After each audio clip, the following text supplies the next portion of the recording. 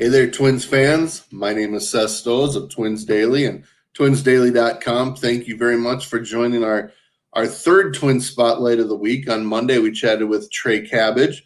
On Tuesday, we chatted with Keone Cavaco. And tonight, we've got another exciting Twin Spotlight. Now, you'll notice, of course, that I wasn't smart enough to change the date on it. It is the 25th, but nobody's going to notice that, right? Again, I just want to remind everyone, whether you're watching live on Facebook, Twitter, YouTube, be sure to subscribe to the Twins Daily accounts so that you can see whenever these shows go live. We've had a lot of off-season live shows that have been a lot of fun. We're planning on doing some video throughout spring training as John Bonus, a.k.a. the Twins Geek, is in Fort Myers this week and really probably about for the next 2 or 3 weeks. So be sure to do that and check out twinsdaily.com for lots of Twins information. Real quickly, last Thursday night, we had Royce Lewis on the show. It was a fantastic show. And, of course, you learned the news this week that he tore his ACL and is out for the season, which is really unfortunate. And, obviously, we wish the best for him. So, without further ado, let's introduce the star of our show tonight. Right-handed pitcher Casey Legumina. Now, he was the Twins' 8th-round pick in 2019 out of Gonzaga. We're going to talk a little bit about his growing up in the game, playing in high school, things like that, getting drafted a few times, and some things that have happened here since he signed with the Twins. So, again, without further ado, want to thank Casey for joining us, and let's get to know him. Casey, how are you? Good. How are you doing today? I'm doing well. Thanks again. I really do appreciate it. I'm going to put on the screen. You can follow Casey on Instagram and Twitter, so be sure to do that as well. Well, let's start with the current. Here we are in early February. Mm-hmm. I kind of guess have to go back. You were drafted by the Twins, 8th round, and we'll get more into that in a little bit. But I know that shortly after that, you did have surgery. So first of all, update us on the surgery, how you're doing. It's been about a year and a half now. Mm-hmm. It's been over a year. Mm-hmm. How are you doing? Last, August of 2019, and, it's been going well. It's been a long process, and, it's been hard, but it's been a great process too, just to also, learn more about myself and like what I need to do as a baseball player. But all in all, I mean, it's just been, you learn a lot more about yourself during it, and just not being away from the game for a little bit's pretty crazy too. And just, watching everyone else play, and then you just sit on the sidelines and, you feel good, but you can't get out there, and it's just like, that's a big thing you got to get over too, is like, feeling like you're ready to be there, but, you might not be built up for that, yet, or it just might be a little bit early, but. Sure. Yeah, no, I know it's, a lot of guys go through it and come back, just as strong or stronger. And it's just a year or 14 months or 15, 16 months out of your life that you got to kind of figure a few things out, I'm sure. So where are you at right now? I know you'll report to spring training, I assume about April 1st, unless you go a little bit early. Where are you at physically at this point? So physically, I'm feeling good, like I'm ramping up. And so I just got a new throwing program. And so right now I just came out of a deload week. And so now I'm actually, building back up to get ready for live. So I got this week. And so I got a bullpen this weekend, and then I got 2 bullpens next week. And then I go live that next Saturday, I believe. And so, I'm pretty excited about that. I've been feeling good, and I've been doing everything possible to stay as healthy as possible, and, just getting as ready as I can for whenever they tell me to come. So you're in Arizona. You grew up in Arizona, I believe. How much have you been doing? How much you've mentioned bullpens. When were you able to kind of start your throwing program, and at what point did you feel you were at, if not 100%, getting close to that range? I mean, I felt like before, like in December when I was shutting down, I was feeling really good. But then like I had just a tiny bit, I had like 3 weeks off.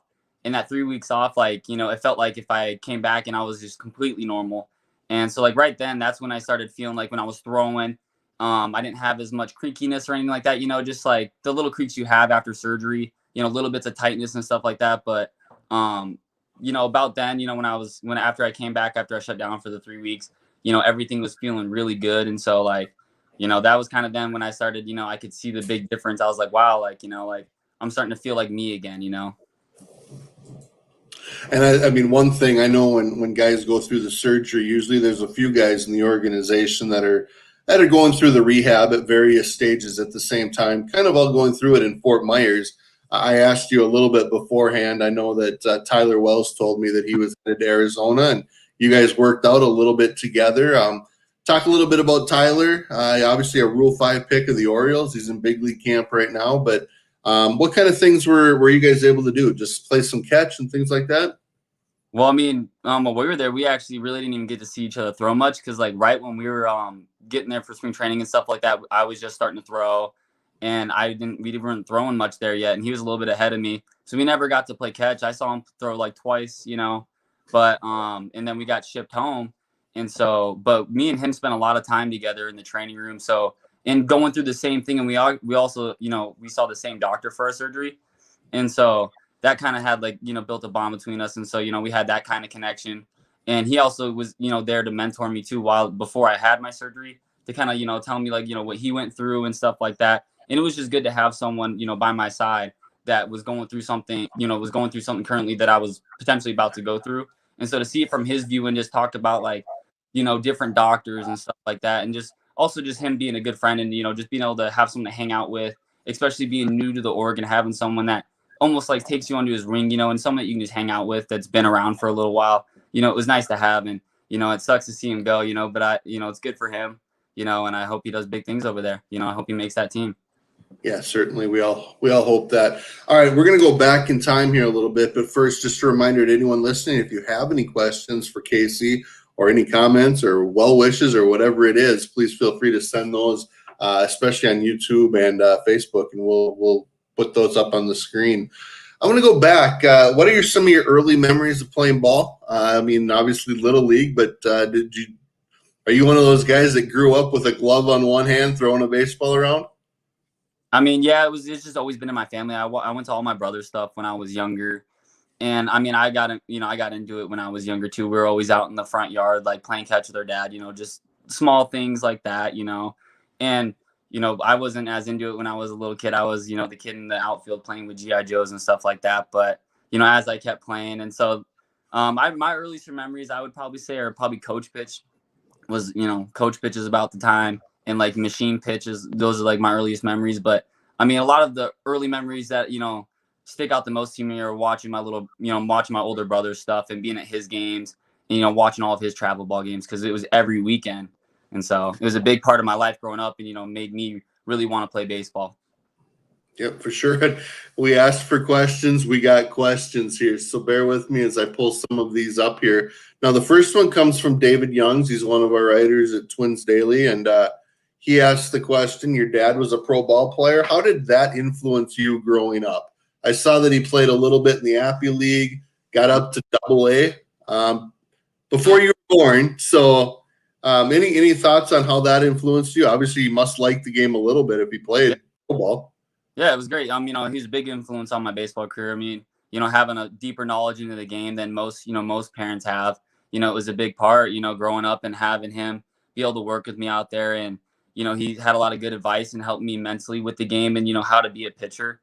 And so, you know, and just pushing me in different ways. And, you know, it was a big part of my life, you know, having him as a pitcher, you know, being successful, you know, and him being able to teach me how to throw pitches and just things like that, you know, like, not a lot of kids get from their dad, because, you know, maybe they didn't play baseball, and being, and just having a deeper, you know, deep understanding of the game, you know, how the game's played. And my dad was a coach too. So it's like, not at the pro level, but, you know, he coached me growing up, and my brother. And so, yeah. And so it was just great to have someone like that, you know, that not everyone gets to have.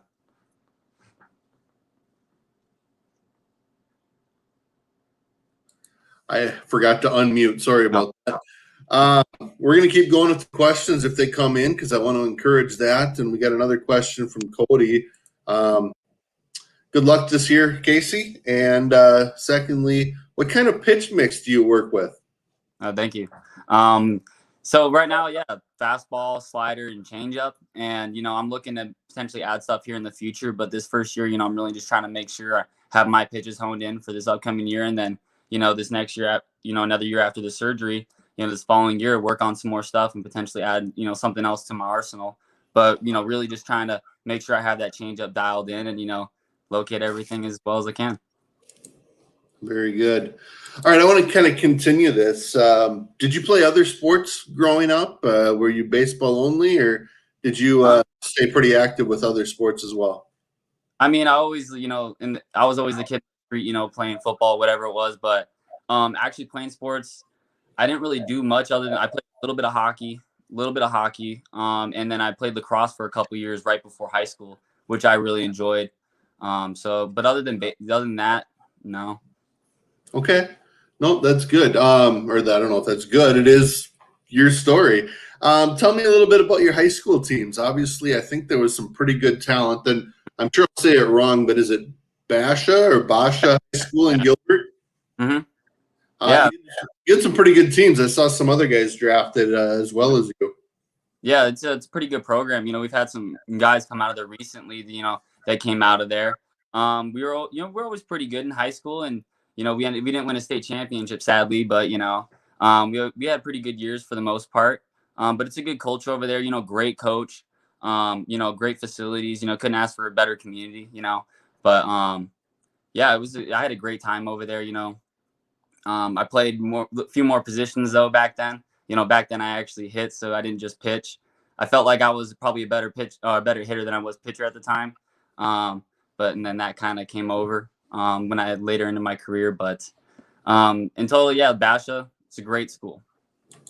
So tell us, what other positions did you play? Were you drafted? You were drafted out of high school. Were you drafted as a pitcher, or were you drafted as a pitcher?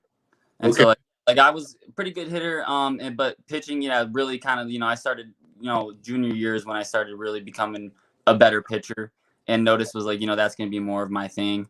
But I played a little bit of outfield. I played right field my junior year. And then before I got hurt my senior year of high school, I was slated to be the first baseman, and I ended up being the DH.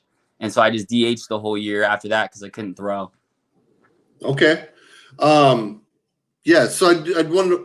Well, here we go. We got another question from David. I'm just going to jump into that. Again, I want to encourage anyone that wants to participate. That's makes it a lot of fun. So David asks, you grew up during Randy Johnson's years with the Diamondbacks. Was he a favorite of yours? And how many times did you watch the Bird video? I've seen the Bird video quite a few times, and I don't know if I could say he was my favorite Diamondback. I always loved Luis Gonzalez. I mean, that's just me. He lives around here, and I know his son, and so it's pretty cool. But one guy that always stuck out to me for some reason was Junior Spivey, and it's weird because not a lot of people know him, but that was one guy in the D-backs for some reason that I just can never forget. Even to this day, we still have a little plaque of him, Junior Spivey thing with a little cutout picture of him stealing a base, and I think it has like a little piece of a jersey in there. Second baseman, I believe, right? Yeah. I remember those days. Yeah, he was a good ball player. I mean, he wasn't a star. I don't know if he might have been an all-star once, but yeah, it's fun to talk about that because it's, for me, I always tell everyone, aside from Kirby Puckett, my favorite player of all time was Claudell Washington, who had a nice career, but, it's kind of just random, and I think that's a lot of fun as well. So, well, I might as well just ask this too. Colton asks, was it easy for you to get noticed by scouts? And I want to specifically talk about in high school here because we'll talk about college and then getting drafted again later. But was it easy for you to get noticed by scouts? If not, what did you do to catch their notice? Thanks and good luck in 2021.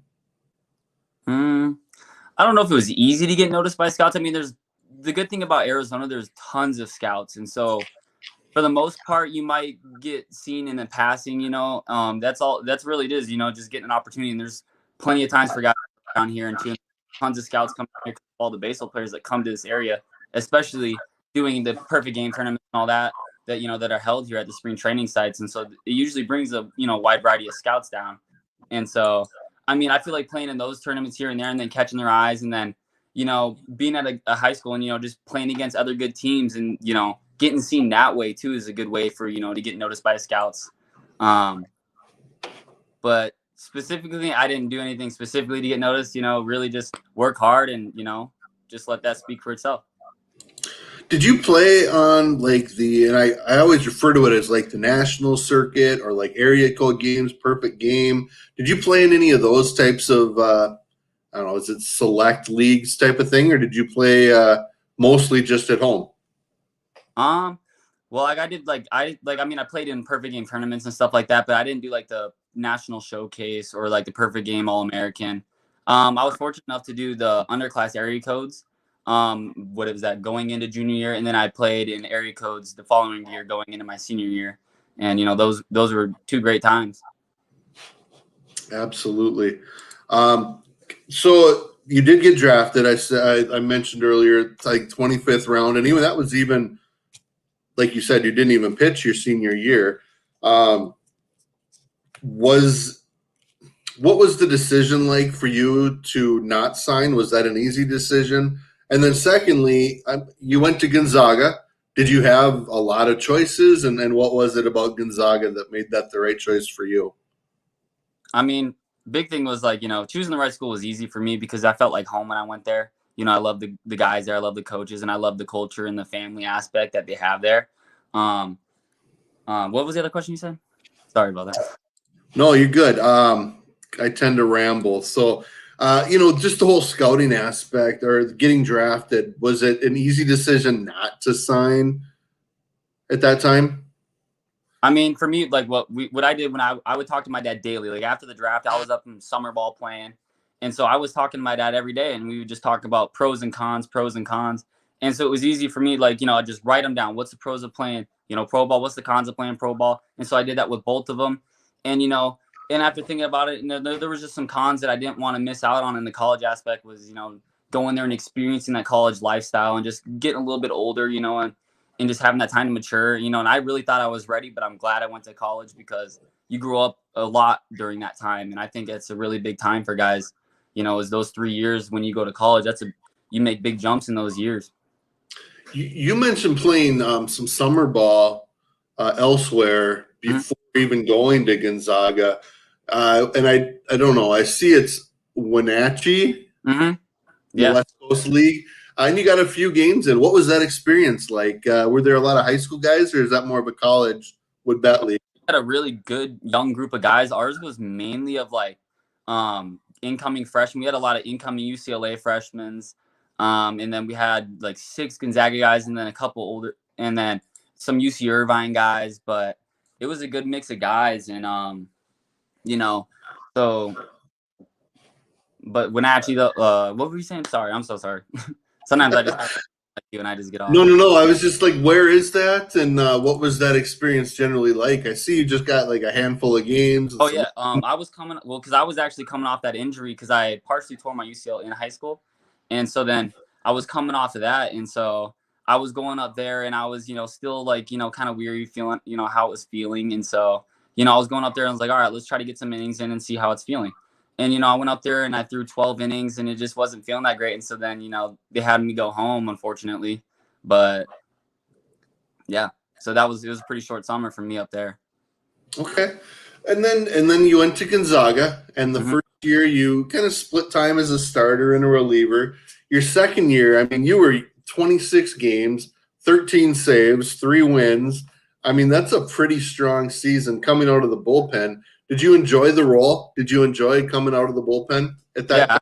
Pretty cool because like I never pitched in the bullpen really, other than like the small little, because that freshman year I had a little bit of a hiccup with a little forearm soreness, and so then I got sat down for a little bit of rest, and then when I came back I actually ended up being in the bullpen, and I actually performed a lot better in the bullpen, so they kind of liked that. And then going into that next year they had me be the closer because we lost our closer, and it was a great experience for me because it was so much fun. It's a completely different thing closing compared to starting, just the energy and just the mentality of it is just completely different. The different times in the games, adrenaline's pumping a little bit more during the close, but I really liked it. It was fun. And after that season, you got drafted in the 18th round this time by Cleveland. Mm-hmm. And I'd imagine, I mean, at that point, you're probably, I would guess, a little bit more thinking about it. What were the factors that sent you back or brought you back to Gonzaga again that year? I mean, just because it was my sophomore year, I know I had another year, I was fortunate enough to be able to have the chance to come out a year early. But, I felt like it was better for me because I wanted to be a starter. And so I wanted to go back to prove to them that I could be a starter because I went in there and I was successful as a closer. And, so it was almost like I was a closer now, but I wanted to show people that I could still start, and so I had something to prove. And so it was something I wanted to do. And actually, that was kind of my follow up to that question was you did go back for that junior year and you made 4 starts. And what is it then about starting then that you enjoy? Or is it just, let's be honest, starters make more than relievers in the big leagues? So like being a starter though, like it's the routine. I'm really big on having like a routine with everything I do. And so like I like that aspect, knowing when you're pitching and being able to plan your whole week around that and knowing what you're doing on those days. I really like that. But I mean, whatever I do, I'm going to be fine with because I'm going to be able to adapt because I've been able to do both now. And so I know I remember what I did when I was a closer and, how to prepare for that way. And so being a starter, it's just really, big routine base, compared to as a closer, you don't always know when you're going to pitch. And so just having that, like, getting your lifts in and stuff like that. And that's where it's different, like that's the thing I like about being a starter is I know I can lift this day, and this day, and get my recovery days in and do, and have it all planned out. And so that's the big difference in like being a starter that I like. Yeah, a bullpen in between, a day off after starting, and a bullpen here. Yeah, no, I can understand that for sure. You made 4 starts, and then you started having some forearm issues, and were shut down. But then the draft comes again, and the Twins draft you in the 8th round. Was that kind of where you were expecting to go? I mean, coming off the injury, did you have any idea? I honestly didn't really know at all because with the injury, I didn't know what was going to happen, and I was even having possibilities of talks of maybe even trying to get a red shirt and go back. That was talks that I was having with my family and, it was just, big thing. And so the Twins, I was lucky enough the Twins were taking me in the 8th round still, but I didn't know what to expect going into draft day. It's, especially with an injury and, having a hurt arm, when their eyes is, can be something that weighs you down. And so, I didn't really know what to expect, so, but it worked out. And then, as being a guy, and I think the Twins, I don't know if they're the only team that does it. I assume other teams do it as well. Guys taken in the first 10 rounds will go to Target Field to actually sign. So tell me a little bit about that day or that experience for you. Were the Twins at home? Were you able to meet any of the current players? Yeah, so it was at home, and so it was a pretty cool experience. I got to the field, and I had to go through some orthopedic tests and stuff like that, before signing to make sure that I was, past my physical. I guess you could say, to be able to get signed. But the whole experience was cool. I got walked around. Right when I get in there, taking pictures and stuff like that in the uniform. And that's such a cool experience. And it feels like like it's all about you right then. And then being able to go in the locker room and then seeing guys that you see on TV, seeing Miguel Sano walk by, Nelson Cruz, and then, them having me eat lunch in there with the guys, sitting at the table across from Trevor May, and I got to meet Tony Oliva when I was there, like stuff like that. Like I got to meet a Hall of Famer when I was there. Like, that's pretty cool. Like, Rod Carew was there too, actually. And so it's like crazy. But I was going to say, they brought in the big guns for you then. Say it again. They brought in the big guns for you then. I got lucky because right after Mauer's number got retired, so I got really lucky that all those people were there in town still. So sure. Okay, I was going to say, you know what? I was standing outside the Twins clubhouse after that game. Did you guys go into the clubhouse? Were there about 3 of you guys there? Oh, the day I went alone because I came like the day or so after. Okay. I don't remember exactly because there was. I don't remember who it was there. Was it was Wallner there when you were there? I want to say Hedrick, and I'm not exactly sure who else. I'm trying to remember, but no, because it was supposed to be Steer and I, and then he had some trouble with flights, and so I ended up going by myself, and then Okay. Well, we got another question here from Colton. Does mindset play a large role in having success on the field? Yeah. I mean, you got to have a good mindset going into it, know what you need to do and, just be mentally prepared for the game, and be out there, if things aren't going your way, you got to be strong out there and, try to keep those emotions within you, through the highs and the lows during the game, and just ride through it. Want to give a little bit of credit to who is your area scout, and what was the process of the conversations with that guy leading up to the draft, and then once you'd signed. So my area scout was Kyle Blackwell in the Northwest.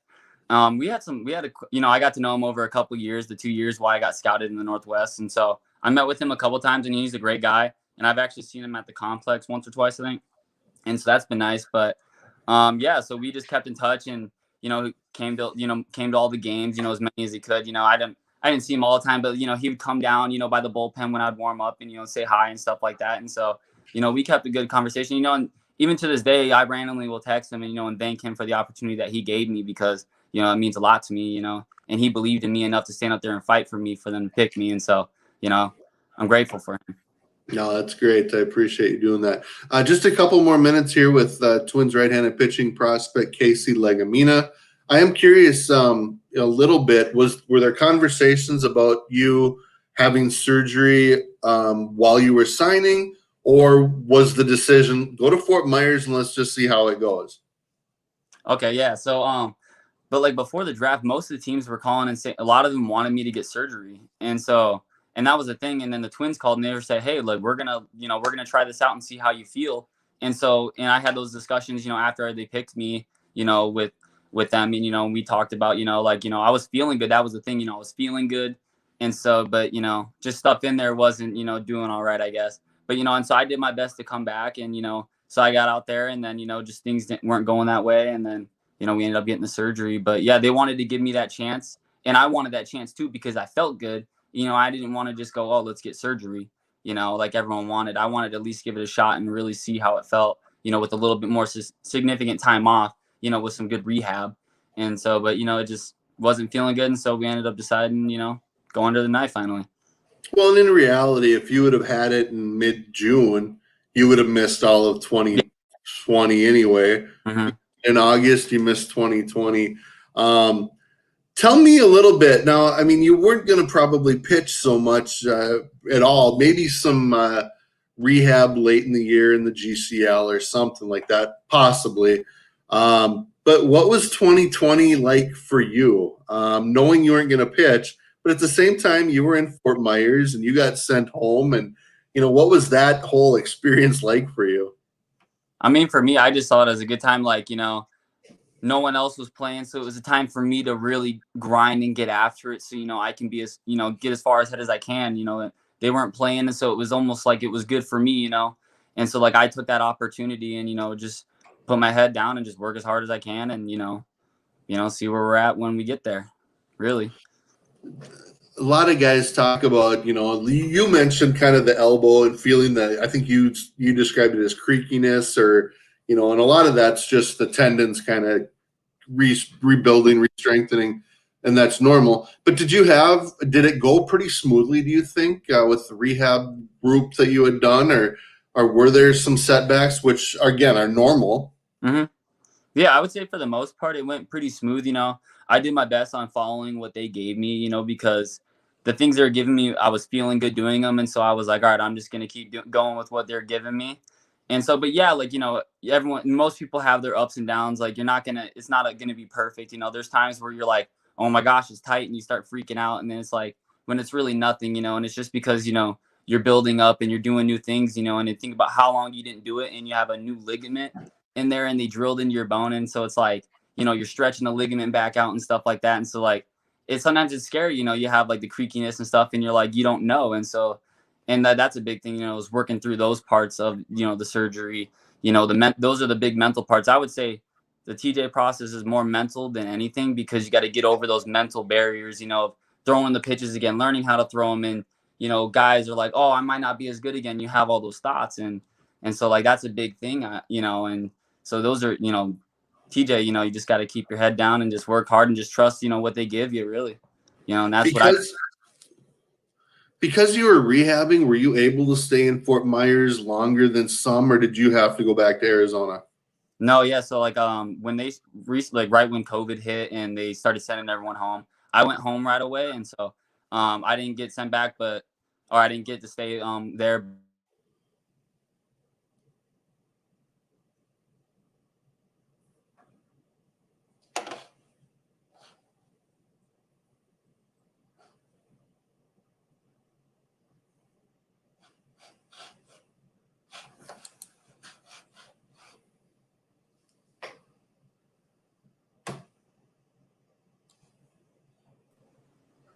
You there?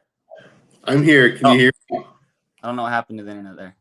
I was gonna say I don't know if that was me or you, but um, I've had that happen before, and everyone could hear you just fine. So I'm not gonna make you repeat Okay. anything. I But didn't know. what I was gonna ask was, um, when you're in Fort Myers, you're pretty structured as far as who you're working with and things like that. By being at home, were you in contact with someone or a couple of people pretty frequently to make sure you weren't trying to throw too soon or you weren't doing this or that? And maybe things you should do or things like you said you shouldn't be afraid of hearing or feeling. Mm-hmm. Yeah, so especially being I think more of a rehab guy, I had probably more people contacting because of that. Because I have a rehab lifting coordinator, a rehab throwing coordinator, and then you have pitching coaches and stuff like that, and then any other coordinators that reach out to you, and then PT staff, and so you have quite a few guys checking in on you, and so yeah, and so like they did a pretty good job. The Zooms, this week I have to do a couple Zoom assessments and stuff like that to see where I'm at, and so. But for the most part, like I always stayed in really good contact with my PT guy. If any hiccups are happening, I just tried to let them know what was going on, so it was easier for us to communicate, to make things smoother in my programs and stuff like that. Absolutely. We got one more question here. And again, it's another mindset question. And you might have touched on it a little bit. Kevin asked, did your time as a closer in college help your mindset at all when returning to the starting role? I feel like, yeah, because I feel like after closing, it kind of gave me more of an edge when I'm up there, and I was always a guy on the mound, real tough on the mound, and so I feel like even more as a closer, a little bit more of an FU mentality, I guess you could say. Up there, when I see a guy in there, I'm just trying to punch the dude out, and that's all I can think about. I don't want anyone to get hit, and so that's my goal when I'm pitching. It's a pretty strong mentality there. I like it. Couple quick questions. Did you get far in an academic program at Gonzaga as well, or do you have plans to potentially finish at some point? Yeah, so actually, I just went back over the fall, and so because I had 3 years done, and so I just went back and did a semester. So I have one semester left, and so depending on what happens with this year, and it the year being pushed back a little bit going into the year, I won't be able to be on campus or anything. So I don't know if I'll be able to go back this next fall. So and we'll see where baseball is, and stuff like that. And so we never know. And so, but yeah, I plan on finishing eventually. What was your area of study? Communications, and I was a minor in entrepreneurship. Okay. Outside of baseball, what are some of your hobbies? What do you enjoy doing to get away from the game? And maybe in the last year and a half, you've had too much time away from the game. But what are some of those things you typically enjoy doing? Man, since COVID, man, I've just really been enjoying being around my family and just hanging around the house and just lounging around. Really just taking this time to relax, and I enjoy just really just hanging out. Like I don't need to be doing anything. I'm fine with just sitting around. Me personally, I get bored, I just foam roll, I do random stuff. I just find random things around the house. During quarantine, I built a little gym in my basement, and so I had things like that. I just try to find random things to do around the house because I get bored. But hobbies, nothing crazy. I mean, I watch a little bit of Netflix at night. Play some video games with my buddies, but no crazy hobbies really. Baseball and doing my best to feel good. Absolutely, that's great. And then just kind of the last question here is, as you look to the 2021 season, you head to Fort Myers here in a little over a month. Have you been able to, and maybe you jot them down, or maybe you've got them in your head? Have you thought through any goals of what you'd like to do or what you'd like to accomplish in 2021? Maybe it's just a certain number of innings. Maybe it's just getting back on the field. Maybe it's where you want to end the year, at a certain level. Just have you given thought to that? Or, I mean, you don't have to speak if you're not into sharing those kind of things, but, any thought to that? Yeah, I mean, my biggest thing is, I want to pitch this year healthy, and I don't want to, I want to make every single start or appearance that they have lined up for me. And so that's going to be my first goal, is just staying healthy through the whole year, and maintaining strength. Those are big goals for me. And then, hopefully having all those things come together, will work well on the mound, and, and obviously continue to develop pitches. And, as I get more and more feel back, with more reps that I'll be getting, so goals, I mean, I would love to end in high. I guess that's a good goal, or in the major leagues, I guess. Those are always big goals, shoot for the stars on those. But, so I'm going to work my hardest, and, they'll put me wherever they see me fit. Yep. And I did, of course, think of one question because that's just what I do. But we talked about you getting drafted in the 8th round. Talk a little bit about that day and how it felt. Were you with your dad, with your family, that kind of thing? What was the level of excitement that day? Yeah, I mean, it was crazy. I mean, with the phone calls and stuff like that. But I was actually in California, and I was out there with my family, and then we were actually with my agent. And so we were all just hanging out, having a good time, and agent's on the phone doing his thing, calling teams, and I'm in there, just listening to everything. And it's just a crazy time, and just but it's real emotional, just like, all your hard work and then finally hearing your name called, or, not knowing if it's going to get called, and just every team, every name that gets called that's not yours, you're just like, oh my gosh. And, and then you finally hear it called, and all the hard work pays off, and, it's a really good feeling, and have all your family around you that helps you get there. It's a good feeling. Absolutely. Well, and hopefully you have plenty of good feelings in 2021. Just like you said, getting back on the mound and, wherever that takes you. Obviously, the Twins were excited to be able to draft you and be patient with the process. And again, with 2020 being a lost season, you were kind of able to catch up, so to speak, here. So best wishes to you, to your family, safe travels, and have a great season. I do appreciate you doing this. Oh, yeah. I appreciate you having me on. Thank you. Absolutely. And again, thank you to everyone for listening. I appreciate all the questions we got. That was a lot of fun. Makes it, kind of a little more random, but it's a lot of fun to do that. So again, follow Twins Daily on Twitter, Facebook, YouTube, subscribe so you get all these Twin Spotlights, off-season live. Maybe we got some spring training video coming up. And very shortly, this will be downloaded on the Twins Daily podcast, which you can download wherever you listen to your podcast. So be sure to do that. Thanks again to Casey Legumina. We wish him well, no doubt about that. And with that, go Twins. Thank you.